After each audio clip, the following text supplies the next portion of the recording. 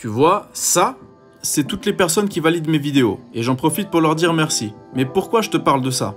Parce que je viens d'utiliser sur toi l'une des techniques de persuasion décrites par Robert Cialdini dans son livre « Influence et manipulation », qui est sorti il y a plus de 30 ans et qui est encore super utile pour les entrepreneurs, marketeurs et même les espions de la CIA.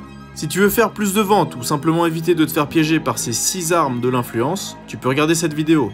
Après, elle risque probablement d'être supprimée dans les prochaines heures parce que beaucoup de monde n'a pas intérêt à ce que je dévoile ses secrets.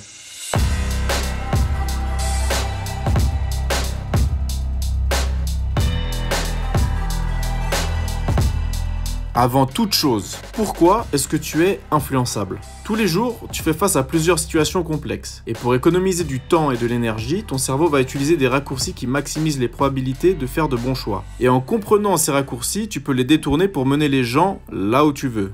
Par exemple, il y a 32 secondes, je t'ai dit que ma vidéo sera probablement supprimée dans les prochaines heures. En réalité, j'en sais rien. Mais le but ici, c'était de t'influencer par la rareté.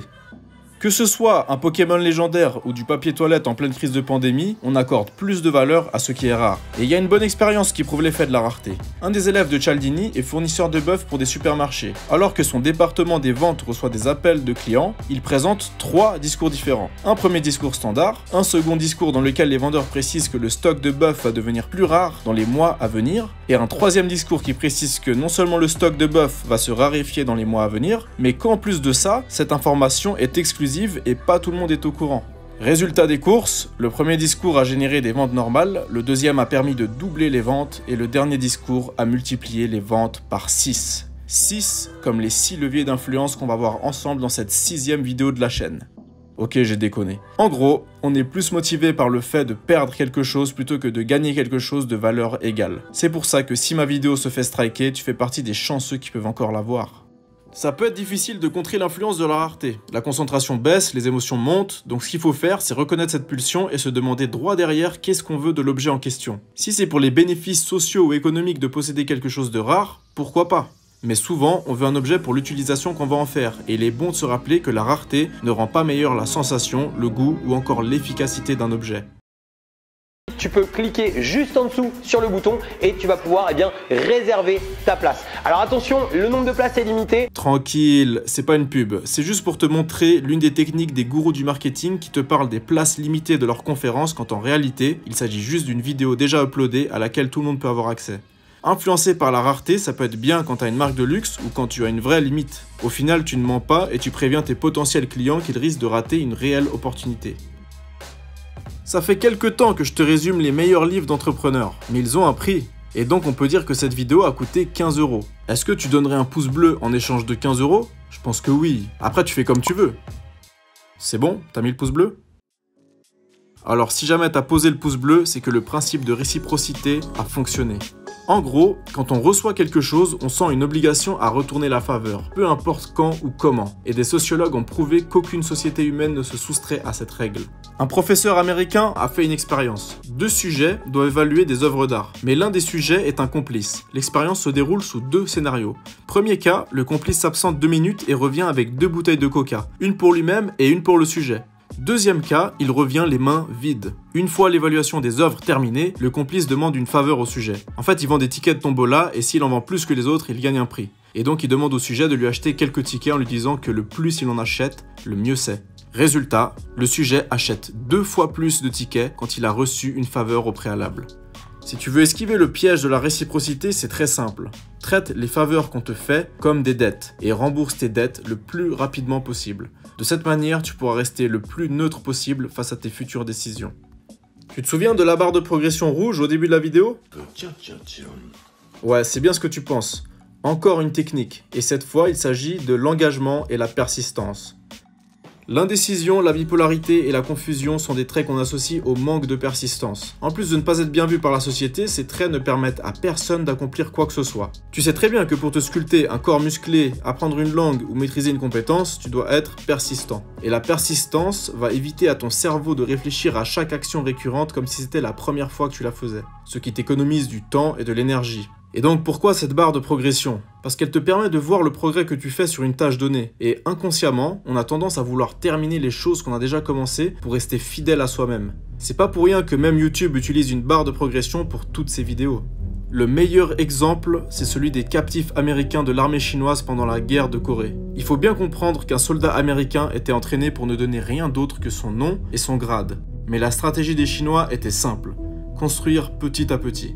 Ils commençaient par leur faire dire de simples propos anticapitalistes et pro-communistes, et puis ils leur demandaient d'indiquer des défauts de leur pays, d'en faire une liste écrite à la main, pour au final récolter des informations capitales et les transformer en collaborateurs. Tout ça en les engageant dans des petites tâches simples pour finir avec des actes de trahison, tout en douceur. Pour éviter de t'engager dans ce processus, demande-toi où la première étape de ton engagement va te mener.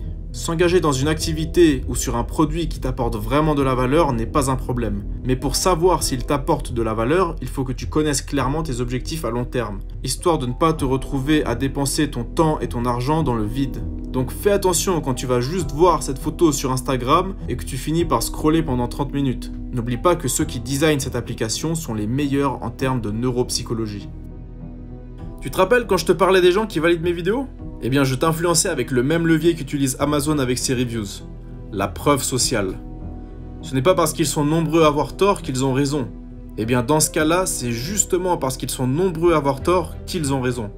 La preuve sociale, c'est quand tu t'arrêtes parce qu'il y a un regroupement de foule dans la rue, c'est quand tu adhères à une idéologie sans faire tes recherches, c'est quand ton jugement est altéré par la majorité.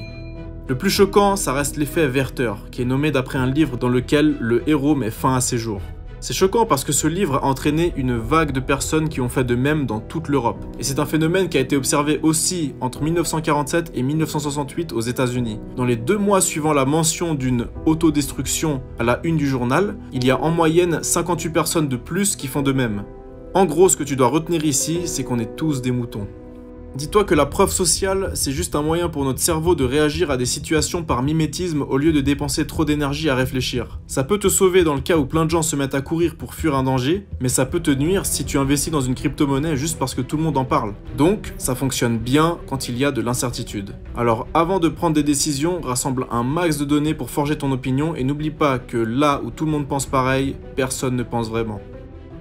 L'influence par la sympathie se définit par plusieurs aspects. La beauté.